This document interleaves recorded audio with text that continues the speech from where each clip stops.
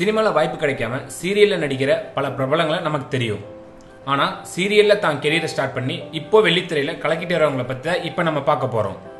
மாதவன் இவர் 1996 ஃபர்ஸ்ட் ஒரு ஹிந்தி சேனலில் சீரியல் ஆக்டராக தாங்க தான் கெரியரை ஸ்டார்ட் பண்ணார். அதுக்கப்புறம் அலைப்பாயுதே படத்தில் ஹீரோவாக தமிழ் இண்டஸ்ட்ரியில் இன்ட்ரோ ஆகிருப்பார். அதுக்கப்புறம் பல வெற்றி படங்களையும் நடிச்சிருப்பார். இப்போ வரைக்கும் மேடி ஒரு சாக்லேட் பையா எல்லா பொண்ணுக்கும் மனசுலையும் இடம் பிடிச்சிருக்காரு. சியான் விக்ரம். நம்ம விக்ரமோட ப்ரொஃபஷனல் என்னன்னு பார்த்தா மாடலிங் தாங்க.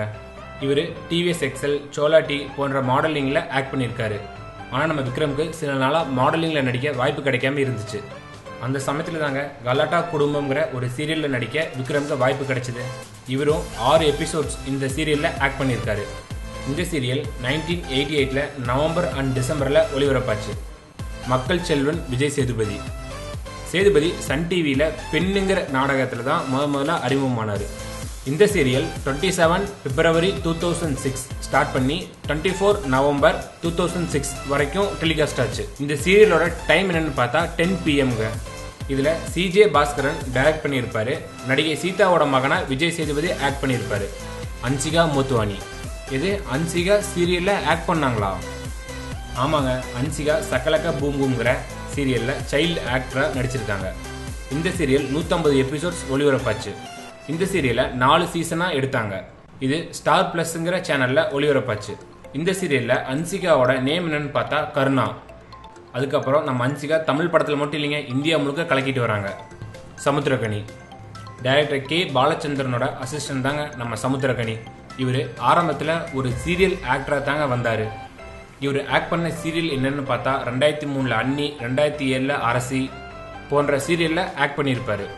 இப்போ இவர் தமிழ் சினிமாவில் சிறந்த டைரக்டரும் ஹீரோவாகவும் ஆக்ட் பண்ணிட்டு வர்றாரு. ஸ்ரீராம் தான் கெரியரை விஜய் டிவியில் தான் ஸ்டார்ட் பண்ணார். இவர் விஜய் டிவியில் கனா காலும் காலங்கள் சீசன் 2ல் ஸ்கூல் ஸ்டூடெண்ட்டாக ஆக்ட் பண்ணியிருப்பார்.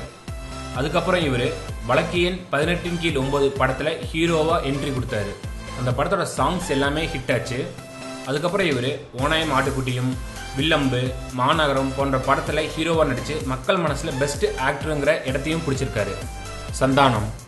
இந்த காலகட்டத்துக்கு ஏற்ற காமெடி யார் பண்ணுறாங்கன்னு யார்கிட்ட கேட்டாலும் ஃபஸ்ட்டு சந்தானத்தோட பேரை தான் சொல்லுவாங்க.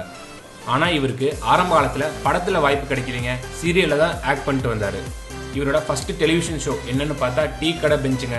இது 2000 2001 வரைக்கும் வின் டிவியில் ஒளிபரப்பாச்சு. 2001 to 2004 வரைக்கும் லொல்லு சபாவில் நம்ம சந்தானம் ஆக்ட் பண்ணிட்டு வந்தார். இப்போ நம்ம சந்தானம் தமிழ் சினிமாவில் ஹீரோவாகவும் காமெடினாகவும் பல படத்தில் ஆக்ட் பண்ணிட்டுருக்காரு. பாண்டி. இவர் பாண்டின்னு சொன்னால் யாருக்குமே தெரியாதுங்க. அதுவே பிளாக் பாண்டின்னு சொன்னால் எல்லாத்துக்குமே தெரியும். ஆனால் இவரோட உண்மையான பேர் லிங்கேஸ்வரன். இவர் கனாக்காலும் காலங்களில் ஸ்கூல் ஸ்டூடெண்ட்டாக ஆக்ட் பண்ணியிருப்பார். அதுக்கப்புறம் இவர் பல படத்தில் காமெடி ரோல்ஸ் எல்லாம் பண்ணியிருப்பார். இவர் சமீபத்தில் பூஜை, ஜில்லா, மாசாணி, சாட்டை போன்ற படத்தில் காமெடி ரோல்ஸ் எல்லாம் பண்ணியிருக்காரு.